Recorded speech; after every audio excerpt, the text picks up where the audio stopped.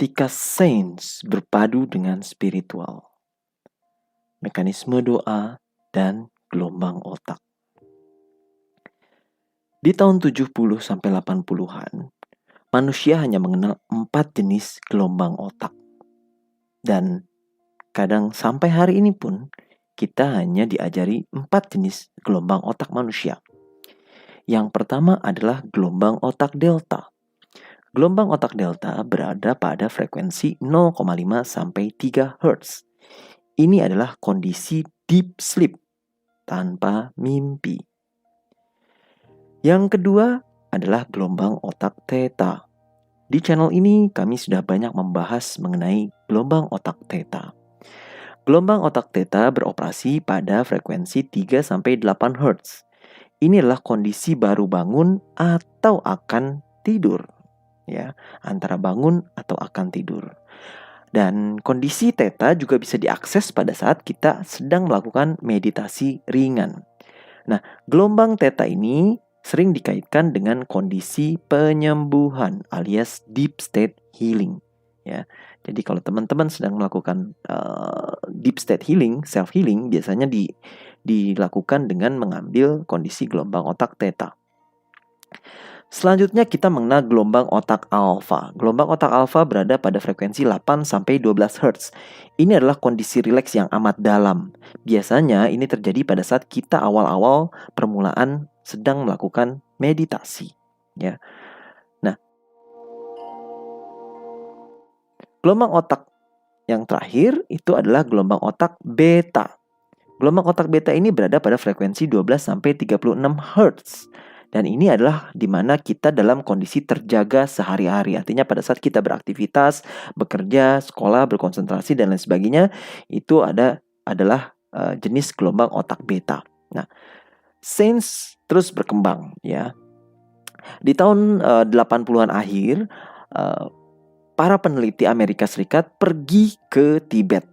Mereka pergi ke pegunungan yang amat tinggi di pegunungan Himalaya di Tibet, dan mereka meneliti para biksu di Tibet sana. Para biksu di Tibet itu dikenal memiliki kemampuan untuk mengatur suhu tubuh mereka secara otomatis. Jadi walaupun mereka hanya menggunakan pakaian yang kelihatannya sederhana, namun mereka mampu bertahan di suhu yang amat dingin di pegunungan Himalaya sana. Nah, para peneliti dari Amerika dikirim ke sana untuk melakukan penelitian mengenai apa yang menyebabkan para biksu bisa begitu tahan terhadap suhu dingin walaupun mereka hanya menggunakan pakaian yang terlihat sederhana. Waktu itu peralatan yang digunakan untuk penelitian tersebut sangatlah sederhana. Jadi karena jarak dan tempat lokasinya sangat remote, sangat jauh dari mana-mana, para peneliti hanya bisa membawa beberapa peralatan sederhana untuk mengukur gelombang otak. Yang mengejutkan para peneliti adalah ketika dilakukan pengecekan gelombang otak dari para biksu yang sedang melakukan meditasi, deep meditation, mereka menemukan ada sebuah kejanggalan. Dan akhirnya para peneliti memutuskan untuk mengundang para biksu tersebut untuk hadir ke laboratorium yang lebih canggih di Amerika Serikat. Dan diterbangkanlah para biksu tersebut dari Tibet, ya, untuk datang ke laboratorium yang amat canggih sekali di Amerika Serikat, di mana mereka diperiksa kondisi gelombang otaknya dengan menggunakan mesin-mesin yang sangat canggih, termasuk mesin-mesin MRI, CT scan, EEG, ECG, dan lain sebagainya. Dan dari hasil tersebut ternyata para biksu tersebut dimonitor brainwave-nya, kondisi gelombang otaknya. Yang tadinya para peneliti hanya mengenal 4 jenis gelombang otak, ya, alfa, beta, theta, dan delta. Ketika mereka meneliti para biksu dari Tibet tersebut, mereka amat terkejut. Mereka menemukan sebuah gelombang otak baru.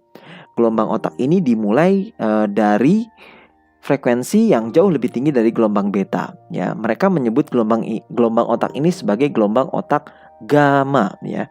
Gelombang otak gamma ini berada pada frekuensi 36 sampai 44 Hz, ya, atau 30 sampai 44 Hz, ya. Nah, gelombang otak gamma ini ternyata amat berkaitan dengan rasa sejahtera, rasa keterhubungan dengan segala hal. Jadi kita terkoneksi dengan segala hal, kita terkait, terhubungkan dengan segala hal, tidak ada pemisahan, tidak ada jurang pemisah ya. Dan biasanya ini juga terkait dengan ingatan super, di mana kita bisa dengan amat mudah mengakses ingatan kita agar kita bisa mengingat memori kita pada saat kita berada dalam gelombang otak gamma. Kemudian gelombang otak gamma juga diasosiasikan dengan pembelajaran super fokus. Jadi pada saat kita ingin belajar misalnya, kalau kita ingin benar-benar super fokus agar mudah untuk belajar, maka bisa mengakses gelombang otak gamma ini ya. Kemudian gelombang otak gamma ini juga dikenal sebagai gelombang otak yang tenang, calm ya. Dia juga antidepresan gitu ya sifatnya. Dan kondisi flow itu terjadi pada saat terjadi gelombang otak berada dalam kondisi gelombang otak gamma. Nah, kalau teman-teman mau tahu apa kondisi flow, ada videonya, silahkan klik link di atas atau link di bawah ini di deskripsi di video. Kemudian gelombang otak gamma ini juga amat terkait dengan akses intuisi. Jadi kalau teman-teman mengaktifkan gelombang otak gamma, maka teman-teman punya akses terhadap intuisi. Kemudian ide-ide juga mengalir dengan amat deras pada saat kita berada di gelombang otak gamma, yaitu 30 atau 36 sampai 44 Hz ya. Nah, ilmu pengetahuan berkembang lagi. Para peneliti melakukan penelitian yang jauh lebih dalam lagi terhadap para biksu. Mereka ingin tahu apakah kapasitas gelombang otak masih bisa ditingkatkan dari 100 Hz. Yang terakhir itu adalah dari 40 Hz gitu ya. 44 Hz pada kondisi gamma. Nah, para biksu diminta untuk bermeditasi kembali, dan mereka ingin mengetahui apakah para biksu bisa mengakses gelombang otak yang lebih tinggi lagi dari 100 Hz. Ternyata dari hasil penelitian, para biksu ketika bermeditasi dalam kondisi yang lebih deep state lagi, mereka bisa mengakses kondisi gelombang otak yang jauh lebih tinggi lagi dari gamma. Inilah kondisi hypergamma. Hypergamma ini adalah kondisi gelombang otak yang berada pada 44 sampai 100 Hz ya.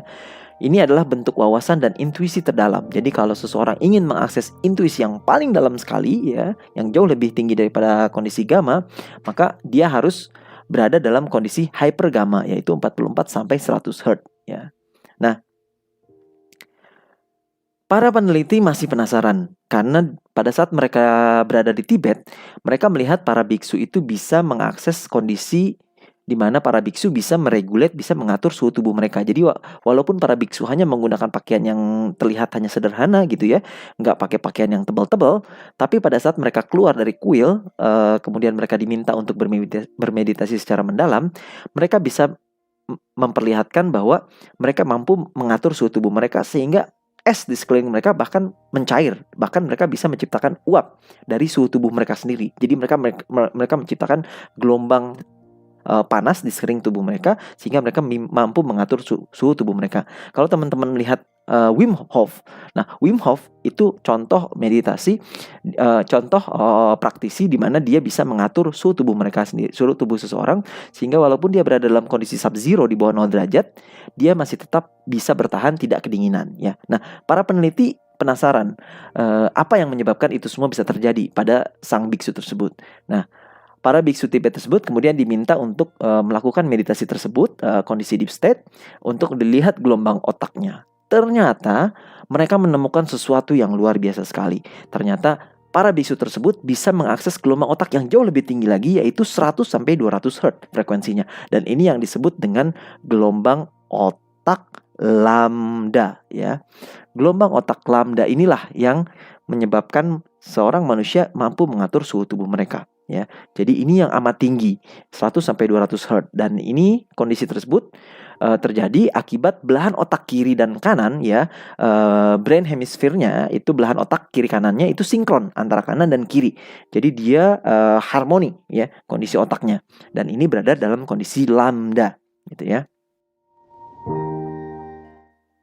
Nah, dari situ peneliti tidak berhenti sampai situ saja. Sains terus berkembang ya. Para peneliti terus meneliti gelombang otak baru dari kondisi meditasi para biksu tersebut.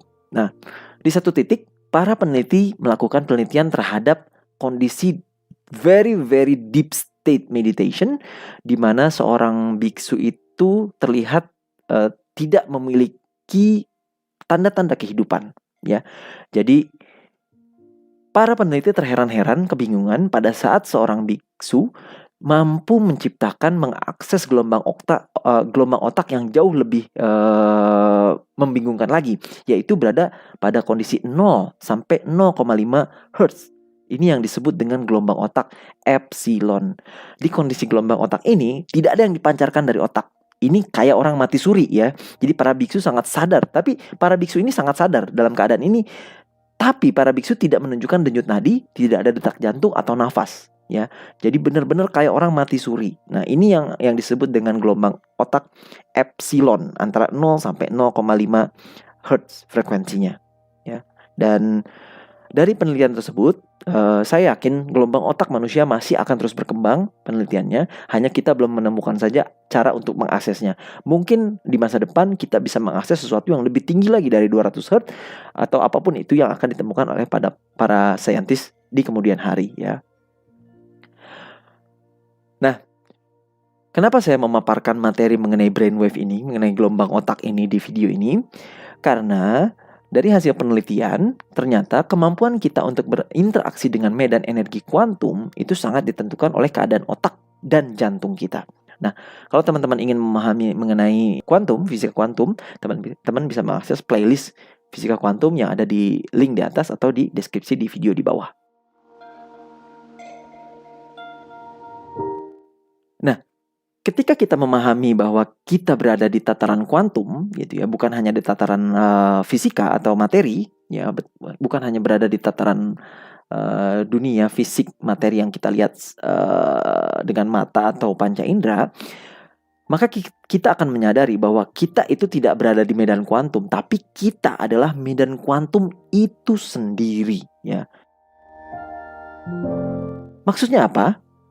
Maksudnya kita adalah medan kuantum itu sendiri karena medan kuantum di dalam tubuh kita adalah setiap atom yang memancar dari tubuh kita, dan itu secara terus-menerus hadir dan berasal dari medan kuantum itu sendiri, dari kekosongan. Artinya tubuh kita itu sendiri adalah medan kuantum itu sendiri, gitu ya. Jadi kita adalah medan kuantum kecil ibaratnya, atau jagat alit atau mikrokosmos, ya. Kalau di luar tubuh kita menyebutnya makrokosmos, itu medan kuantum yang lebih besar gitu. Jadi kita sama-sama medan kuantum, hanya beda skala, ya. Jadi kita adalah sebenarnya medan kuantum itu sendiri. Jadi kita harus menyadari bahwa yang kita lihat di luar itu adalah apa yang kita lihat di dalam, gitu ya. Dan tampaknya dari hasil penelitian ada keterkaitan erat antara keadaan gelombang otak tertentu yang mengarah ke keadaan kesadaran yang berbeda, dan kesemuanya itu akan memberi kita sejenis akses tertentu ke tempat-tempat tertentu di dalam medan kuantum, ya.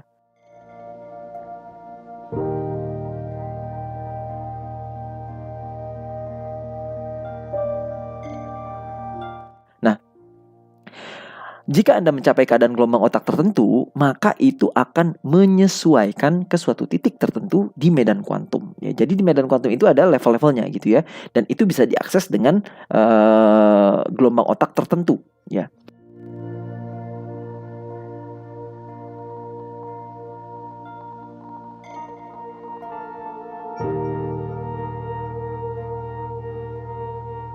Nah,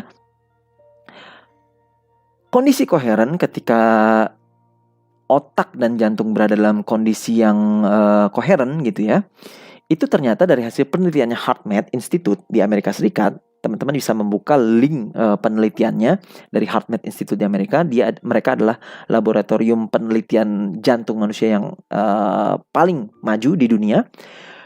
Mereka menemukan bahwa kondisi koheren itu terjadi pada saat gelombang otak berada dalam gelombang otak epsilon alias 0,1 Hz. Nah, kondisi gelombang epsilon inilah yang akan menjadi titik di mana kita mencapai akses tertentu di medan kuantum. Saya ingin mengingatkan kembali teman-teman mengenai skala frekuensi kesadaran manusia, bahwa menurut Dr. David R. Hawkins, ya, di skala frekuensi kesadaran manusia, ketika kita mengakses kesadaran di zona power, di zona yang lebih tinggi, ketika kita berada di zona gratitude, di zona bersyukur, kita berada dalam frekuensi yang amat sangat tinggi, yaitu 700. Dan ini menuju ke akses menuju higher consciousness atau kesadaran yang lebih tinggi, yaitu di 1000, ya. yaitu level enlightenment. Yang menjadi pertanyaan adalah gratitude yang seperti apa yang bisa digunakan agar kita bisa mengakses frekuensi yang lebih tinggi, agar kita bisa mencapai titik tertentu, level tertentu di medan kuantum. Nah, ternyata gratitude itu ada 4 tahapan. Ya, ada care, ada gratitude, ada compassion, ada appreciation. Nah, untuk mengakses gratitude yang lebih tinggi, kuncinya ada di compassion, ya. Compassion itu ternyata mudah dikatakan tapi sulit diterjemahkan. Kalau di bahasa Indonesia, compassion itu artinya welas asih, ya. Nah, welas asih itu sendiri adalah sebuah sequence, ya, sebuah sequence yang terdiri dari beberapa buah siklus. Nah, sequence dari compassion dari welas asih itu dimulai dengan kita bersimpati, ya. Kita bersimpati, ya. Bersimpati itu apa maksudnya? Bersimpati itu artinya kita mengaknowledge, kita merasakan perasaan sakit atau sedih yang dialami orang lain. Misalnya orang lain mengalami kejadian yang tidak mengenakan gitu ya, sakit atau ada saudara keluarga yang meninggal atau lain-lain sebagainya, kemudian kita bersimpati, kita mengaknowledge, kita ikut memahami perasaan orang yang sedang mengalami perasaan sakit atau sedih tersebut, ya. Nah, itu artinya kita bersimpati. Nah, itu artinya kita bersimpati terhadap orang tersebut, ya. Kita bersimpati bahwa dia sedang mengalami kejadian yang tidak mengenakan. Nah, dari simpati kita naik levelnya ke empati, ya. Empati itu artinya di sini kita ikut merasa, ikut merasa perasaan sakit atau sedih yang dialami oleh orang lain. Jadi ini kita seolah-olah ikut mengalami apa yang dialami oleh orang lain. Kita berempati, bahwa dia sedang mengalami kesulitan, kesakitan, kesedihan, dan sebagainya. Kita turut merasakan di dalam hati kita, di dalam perasaan kita. Itu namanya disebut dengan empati. Saya berempati, dia turut merasa sedih dan lain sebagainya gitu ya. Nah, itu kita sedang berempati. Nah, baru nanti yang ketiga itu kita naik ke level kita naik ke level ke welas asih, di level yang terakhir, atau compassion, ya. Compassion itu adalah welas asih. Nah, di kondisi ini, di kondisi compassion atau welas asih, ini adalah state kondisi di mana kita menerima secara emosional semua rasa sakit atau sedih orang lain tanpa menghakimi, no judgment, tanpa kemelekatan, ya, terhadap hasil akhir. Dan di sini tidak ada baik atau benar, semuanya netral, ya. Namun kita juga masih fokus terhadap kemungkinan yang lebih baik, ya, terhadap kejadian tersebut. Nah, compassion inilah kunci ke gamma brain state, ya. Kondisi di mana kita bisa mengakses gelombang otak gamma. Nah, kenapa saya mengaitkan video ini dengan mekanisme doa? Pertama, karena ada sebuah mekanisme doa yang hilang, yang selama ini tidak diajarkan, yang banyak tidak diketahui oleh orang-orang. Jadi saya ingin menyadarkan orang-orang bahwa ada 5 tipe doa, dan 4 tipe doa itu adalah 4 tipe doa yang selama ini mungkin sering kita jalani, tapi ada 1 tipe doa yang menjadi the lost mode of prayer, ya. Inilah jenis doa yang selama ini sering dilupakan, di mana ini menyebabkan doa kita sering menjadi auto cancel dengan sendirinya, ya.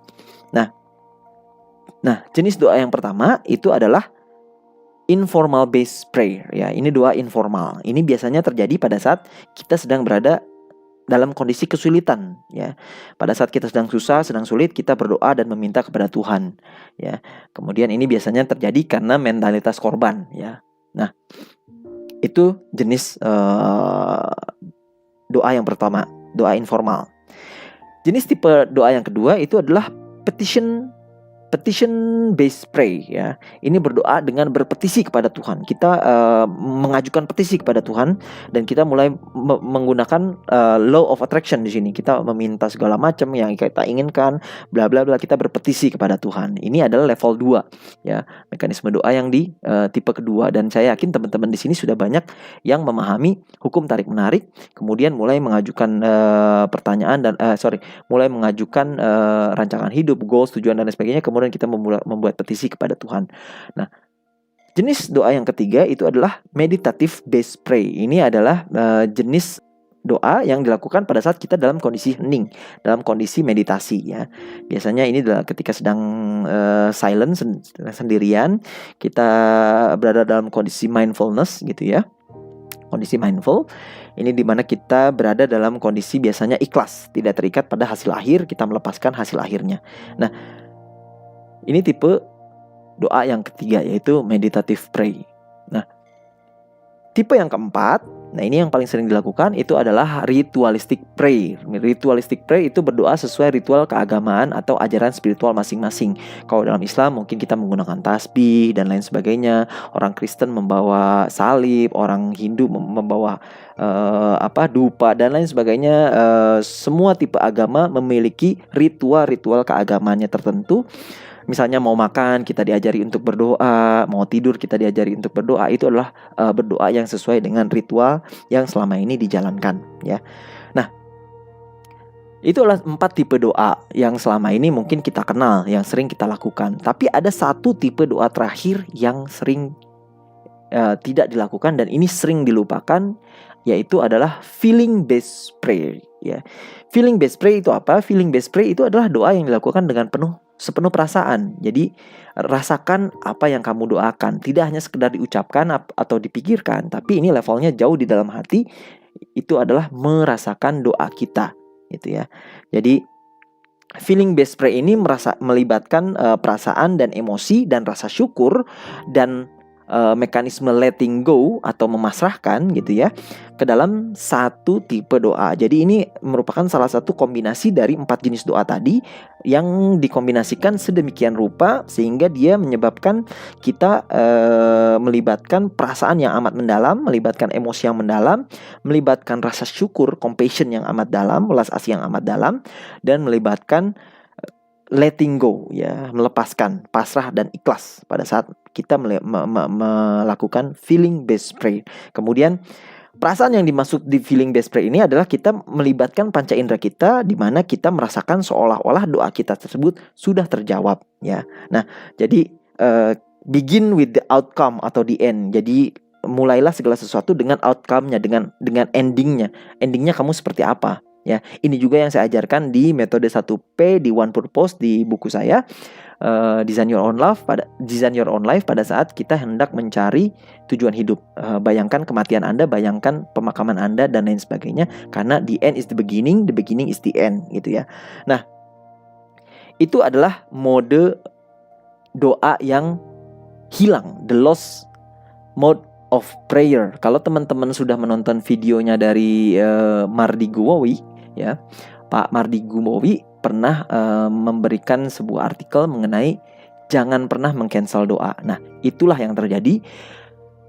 Yang terjadi adalah kita memikirkan, kita mengatakan, kita berdoa sesuatu yang kita inginkan, tapi di tataran rasa, di tataran emosi, di tataran perasaan, kita tidak merasakan hal tersebut. Jadi itu secara otomatis di tataran kuantum itu tercancel doanya, gitu ya.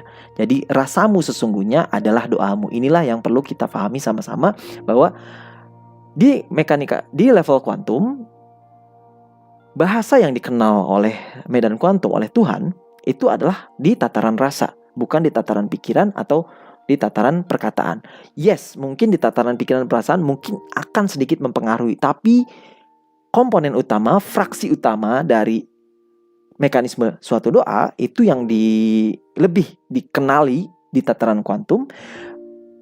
Pengkodeannya atau bahasa pemrogramannya adalah di bahasa perasaan, ya, di tataran rasa. Itulah mengapa rasamu adalah doamu yang sesungguhnya. Kalau teman-teman pernah membaca selintas mengenai kalimat saya tadi, rasamu adalah doamu sesungguhnya, dan itu memang itu adalah sebuah kebenaran, gitu ya. Nah, oleh sebab itu saya ingin memberikan tips agar kita bisa menyatukan gelombang otak tadi yang sudah saya jelaskan di atas dengan mekanisme doa, agar kita bisa lebih mudah untuk menyampaikan doa tersebut kepada medan kuantum, kepada medan kekosongan, kepada Tuhan. Pertama, berdoa itu harus jelas, ya, nggak boleh doa itu tidak jelas. Kalau kamu mau langsung utarakan secara langsung, gitu ya, direct, ya. Silahkan gunakan nama Tuhan Anda pada saat Anda berdoa. Video ini saya tujukan tidak untuk satu agama tertentu. Video ini saya tujukan untuk semua jenis agama. Silahkan Anda gunakan nama Tuhan Anda, ajaran spiritual Anda apa. Saya hanya ingin mengkombinasikannya secara saintifik agar doa tersebut lebih masuk ke tataran rasa, ya. Jadi pertama, berdoa itu harus jelas, langsung, direct, dan silahkan gunakan nama Tuhan Anda masing-masing pada saat berdoa. Yang kedua, Anda harus berdoa tanpa ada motif tersembunyi. Maksudnya tanpa ada motif tersembunyi itu, Anda tidak boleh melekat pada hasil akhir. Anda harus melepaskan, ya. Anda harus letting go, Anda harus pasrah, Anda harus ikhlas hasil akhirnya seperti apa, tapi Anda harus yakin bahwa doa Anda tersebut akan terjawab atau Tuhan menggantikannya dengan sesuatu yang lebih baik lagi, gitu ya. Kemudian tanpa motif tersembunyi juga, itu adalah bisa jadi adalah mental block Anda. Jadi Anda memikirkan, mengatakan sesuatu, tapi di level perasaan ada mental block yang berkata, nggak mungkin nih, gimana caranya. Nah, itu mental block, itu adalah hidden motif tersembunyi di pikiran bawah sadar Anda yang mementahkan atau mematahkan doa-doa Anda selama ini. Selain mental block, ada juga paradigma atau persepsi, gitu ya. Paradigma dan persepsi atau citra diri ini juga yang menjadi hidden motif tersembunyi di layer bawah sadar Anda, ya. Jadi Anda tidak merasa layak, Anda tidak merasa yakin, Anda tidak merasa pantas bahwa Anda berhak untuk mendapatkan atau mewujudkan doa Anda tersebut. Itu adalah hidden motif tersembunyi yang harus Anda gali, ya, sebelum Anda berdoa meminta di level 1 tadi, di tahap 1 tadi, ya. Nah, kemudian yang ketiga adalah Anda harus mengelilingi diri Anda dengan semua jawaban atas doa-doa Anda tersebut. Biasanya kalau saya punya vision board namanya, gitu ya. Apa yang saya inginkan itu saya tempel, saya ambil dari majalah gambar-gambarnya, gitu ya. Kemudian saya juga di kelas saya di Advanced Life Designer, saya mengajarkan teman-teman atau peserta online course saya untuk membuat sebuah surat dari masa depan. Surat tersebutlah yang menjadi jawaban atas masa depan Anda, gitu. Jadi ini seolah-olah Anda sudah dikelilingi dengan jawaban atas doa-doa tersebut, ya. Jadi vision board dan surat dari masa depan Anda itu salah satu cara untuk mengelilingi diri Anda dengan semua jawaban atas doa-doa Anda tersebut. Nah, yang keempat, Anda harus melibatkan panca indera Anda agar merasakan perasaan bahwa panca indera tersebut ketika Anda berdoa, Anda merasakan panca indera Anda sudah seolah-olah terjawab. Jadi kalau Anda menginginkan sesuatu, misalnya Anda menginginkan motor, gitu ya. Dalam hidup Anda sudah melakukan, Anda sudah tahu tipe motornya apa, jenisnya apa, warnanya apa, harganya apa, belinya di mana. Bahkan Anda mungkin sudah test drive. Jadi Anda sudah ada memori rekaman, gitu ya, di level bawah sadar Anda pada saat Anda mengendarainya. Nah, rasakan seolah-olah bahwa motor tersebut itu sudah Anda miliki. Rasakan betapa nikmat, bahagianya, bersyukurnya Anda pada saat Anda membawa motor tersebut berkeliling kota dengan orang yang Anda cintai, atau Anda touring dan lain sebagainya. Itu membayangkan seolah-olah Anda sudah mendapatkan motor tersebut. Jangan tanyakan how-nya bagaimana, just believe, hanya yakin, percaya bahwa itu sudah terjadi di level kuantum. Karena di tataran kuantum itu sudah kun fayakun segala sesuatu. Semua doa Anda sudah terjawab, semua keinginan Anda semua kemungkinan sudah terjadi. Semua doa sudah terjawab di level kuantum. Artinya sudah kun fayakun, gitu ya. Memang di level kuantum itu sudah terjadi kun fayakun. Semua yang Anda inginkan, semua doa, semua kemungkinan itu sudah ada. Nah, itulah pentingnya Anda merasakan, mengakses medan kuantum dengan merasakan seolah-olah hal tersebut, apa yang Anda inginkan tersebut itu sudah terjadi di saat ini, di present moment, gitu ya. Nah, step selanjutnya Anda mengelevate frekuensi Anda dengan bersyukur, ya. Bersyukur seperti yang tadi saya sudah jelaskan di awal, itu frekuensi yang amat dahsyat, 700 ke atas, hampir mendekati enlightenment, hampir mengakses sesuatu di zona kuantum, ya. Nah, pada saat kita bersyukur itulah kita akan merasa senang dan merasa bahagia, gitu ya.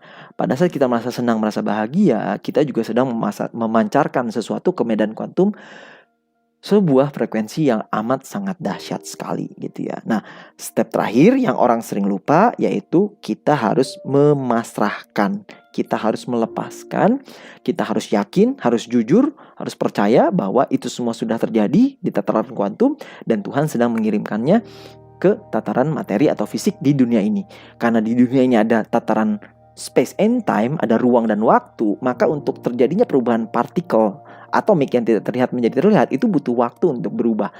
Itulah makanya Anda perlu pasrah dan perlu melepaskan. Hasil akhirnya itu adalah yang terbaik menurut Tuhan, gitu ya. Jadi biasanya di akhir doa saya selalu mengakhiri doa saya bahwa terima kasih ya Allah, saya yakin dan percaya dengan sepenuh iman, dengan sepenuh kejujuran di dalam diri saya bahwa semuanya itu sudah terjadi dan sedang dalam perjalanan ke dalam kehidupan saya, atau Engkau menggantikannya dengan sesuatu yang lebih baik lagi. Nah, itu akhir dari doa, stepnya.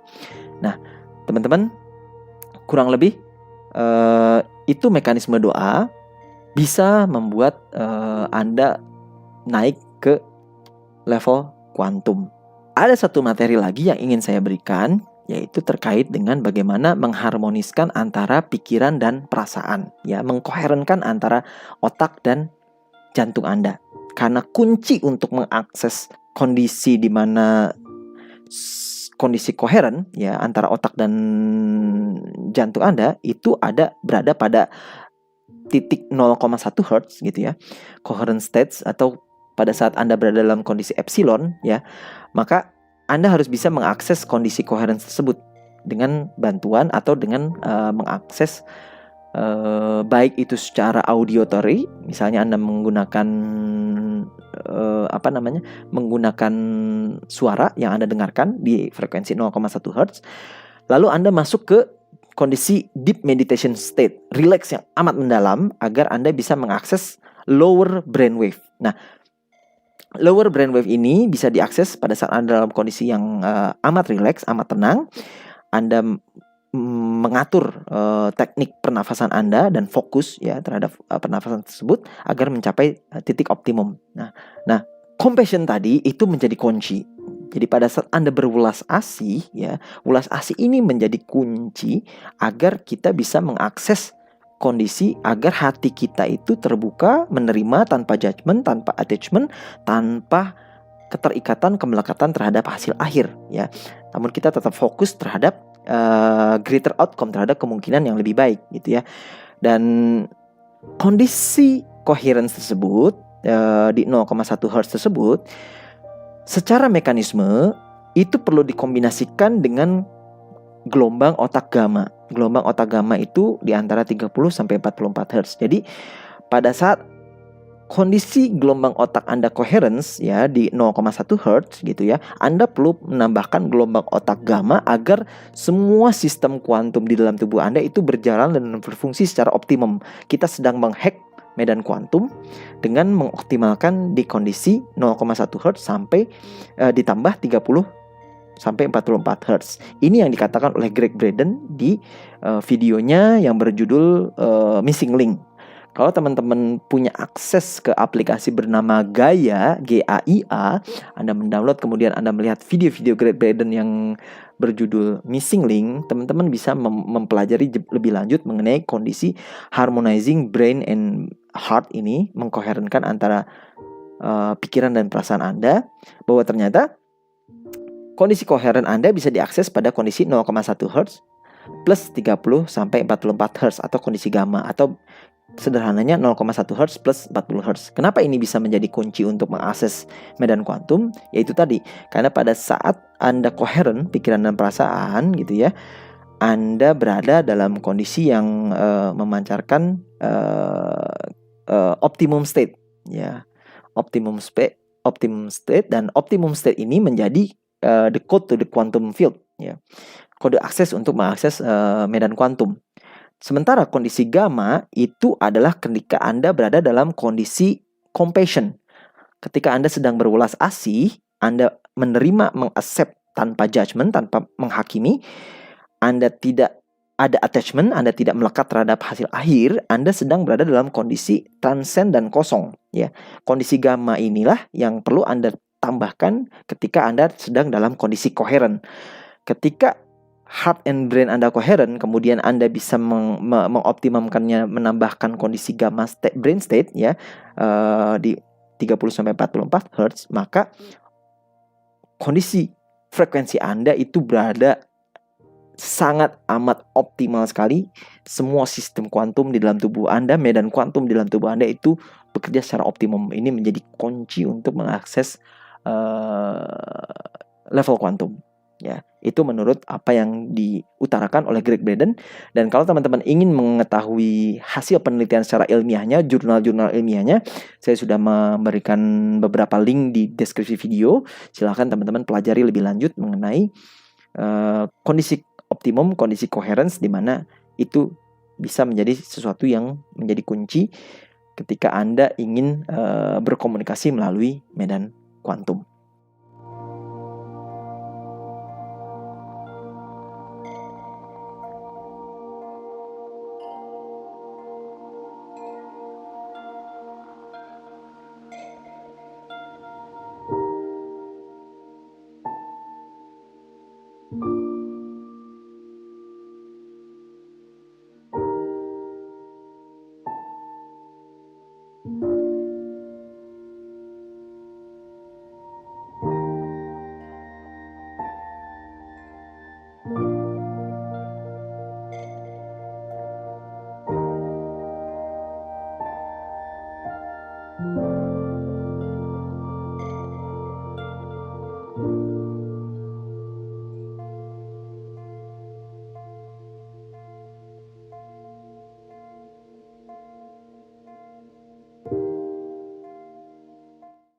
Mungkin itu teman-teman sedikit materi video, mungkin agak berat, butuh waktu bagi teman-teman untuk mempelajari ini. Silahkan ulangi lagi video ini berkali-kali agar teman-teman bisa memahami mekanisme gelombang otak dan mekanisme doa yang di-optimize agar kita bisa masuk ke tataran rasa.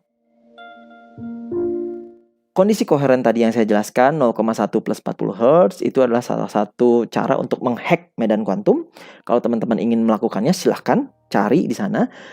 Kalau butuh frekuensi 0,1 Hz dan 40 Hz gamma brainwave atau 0,1 Hz epsilon brainwave, saya sudah berikan contoh videonya di bawah ini ya, di deskripsi video. Silahkan Anda download. Ada 3 video, epsilon wave 0,1 Hz, gamma brainwave 40 Hz, dan kombinasi antara 0,1 dan 40 Hz ya. Saya berikan di deskripsi video, silakan Anda gunakan frekuensi tersebut untuk bermeditasi atau pada saat Anda berdoa agar kondisi gelombang otak Anda optimum dan bisa membuat sesuatu, membuat perasaan Anda, emosi Anda jauh lebih meningkat, sehingga harapannya rasa tersebut yang Anda pancarkan ke medan kuantum bisa memudahkan Anda untuk mewujudkan apa yang Anda inginkan di doa-doa Anda ke depannya.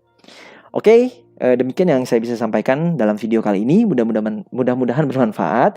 Kalau teman-teman merasa video ini bermanfaat, silahkan share video ini di media sosial, di WhatsApp, kepada siapapun orang yang merasa membutuhkan video ini, yang mungkin selama ini hanya berdoa dengan menggunakan mekanisme 1-4 dan mereka lupa bahwa ada the lowest mode of prayer, yaitu yang kelima, yaitu feeling based.